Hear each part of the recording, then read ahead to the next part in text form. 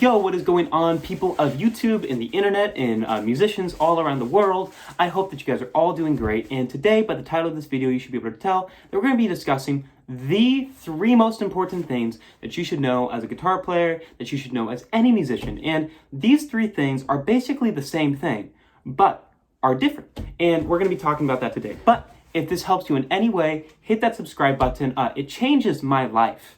Literally. So if you hit that subscribe button, it's completely free. Leave a comment if you have any questions, and turn on bell notifications if you want to know when I upload, which is almost every single day. So let's jump right into it. So the 3 things we're going to be discussing today are number 1, arpeggios.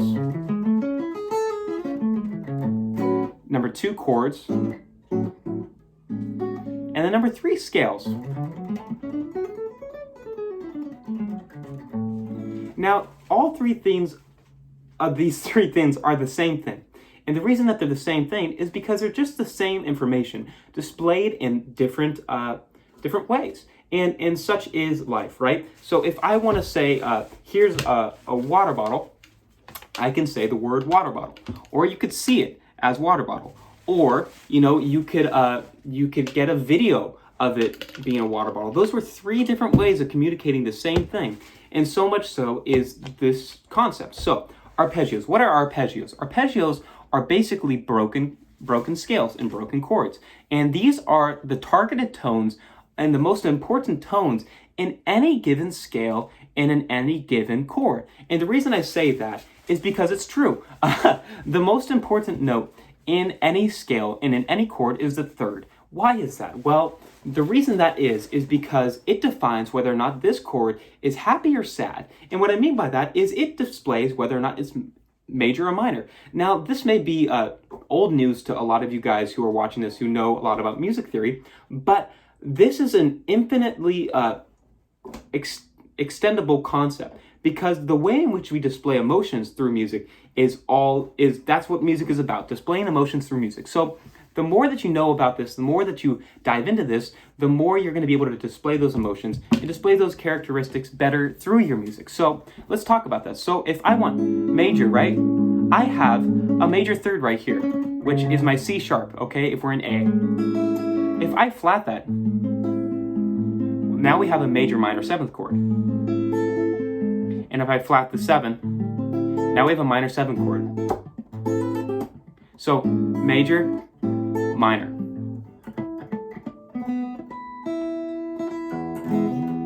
Cool, I'm in tune. So major 7th, minor 7th. Okay, why is this important? Well, if you're in a key and you see A, and then right next to it there's a dash and a 7, that means that it's an A minor 7. And if there's a 2-5-1 before that, that means that you're going to be able to play. And understand that. And how does this apply to you as a musician? Well, this applies to you because if you're trying to display the time in which you broke up with your girlfriend, you're going to want to be able to play something sad. You're not going to play, I broke up with my girlfriend, it was so great. It's like, no, it's like, I broke up with my girlfriend and she didn't love me. Like, you're going to express emotions through the way in which you choose the chords that you do. And this is a huge concept because when you're going to make music, when you're going to make songs, you're going to want to be able to say, I want this to be sad, or I want this to be happy, or I want this to be joyful, or I want this to be dark, And so when you are able to choose these choices and understand the choices that are available to you, then you're going to be able to make the smart decisions, make millions of dollars, and, do the whole music thing, whatever you'd like to do. Or just make music that makes you happy. So again, jumping back into this, you need to know major, minor, major 7th, minor 7th, dominant 7th, dominant 13, dominant flat 13, dominant. You need to know fully diminished. You need to know half diminished. Okay, you need to know these shapes because these are what are going to allow you to make music. And the reason I say make music is because when you're able to listen to songs like I do on TikTok, where I just play a song and I'm able to learn it, I'm able to be like, whoa, Kid Leroy did this. And Addison Rae, I need a baby. Addison Rae, shot of the baddest. Little day, shot of the baddest. I'm able to be like, whoa, I like the chord choices that he used there, so I'm gonna go apply that to my own music. Oh, I like that he went.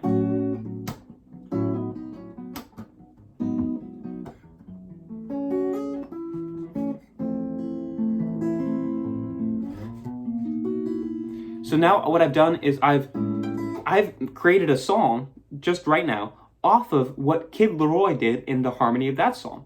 And that's not copying. That's saying, I love the texture that he made in this. Let me apply that. And so that goes for all three of these concepts that we're talking about today, arpeggios, chords, and scales, because these are the gateway for you being able to express your musical ideas in the way and the facets that you want to. So I digress. So chords. Number 2, arpeggios, okay? What are arpeggios? Well, arpeggios are broken chords, okay? 1, 3, 5, 7, 1, 3, 5, 7, 1, 3, 5, 7, 1, 3, 5, 7, 1. Okay? And if you don't know what that means, well, if you're in A major, right, you have A, B, C sharp, D, D, E, F sharp, G sharp, A, right? That's your scale. And within those, you could relate them all to scale degrees. So 1, 2, 3, 4, 5, 6, 7, 8. So when I'm saying 1, 3, 5, 7, 1, 3, 5, 7. So A, C sharp, E, G sharp, A. So, and when you learn these, you should learn these up and down 2 octaves at least. And that's a different modification of it. I was trying to play. Right? Because what you can do with these, and the cool thing about this is that you're going to be able to target the main scale degrees in any given chord. So if you're in A major and you're like, man, I really like this sound. So you can go,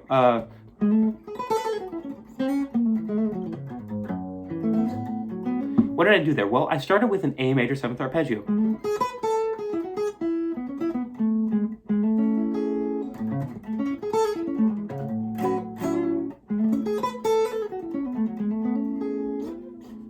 Right? So I'm attacking the chord based off the best choices and the best scale degrees, and those are arpeggios within any given chord. So minor,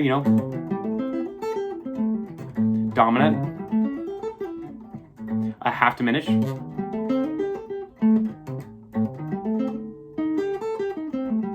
right?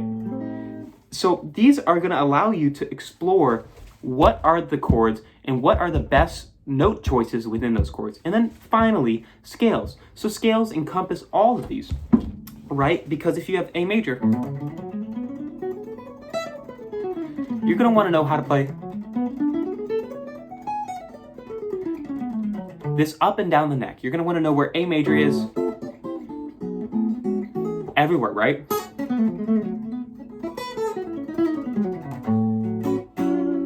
Because you're going to want to be able to play these notes, these note choices, anywhere you want on the guitar, and you're not going to want to be limited. So, if you're just starting out on the guitar, if you're just learning, these are the 3 basic things that you should learn when you are just starting out, because it's going to allow you to progress the fastest. It's going to allow you to understand what music is, because music is broken down into these 3 things. So, if this helped you at all, hit that subscribe button. Hit it for me because it's completely free. Hit the thumbs up if you enjoyed this video, and leave a comment if you have any questions regarding the material that we covered. Also, if you'd like private lessons with me, you can email me at music.futureself and put lessons in the headliner, and I will get back to you and we can do a lesson. Thank you so much. You can check out all of my music on Spotify and Apple Music at Future Self, and I appreciate your guys' time. I'll see you in the next one. Bye.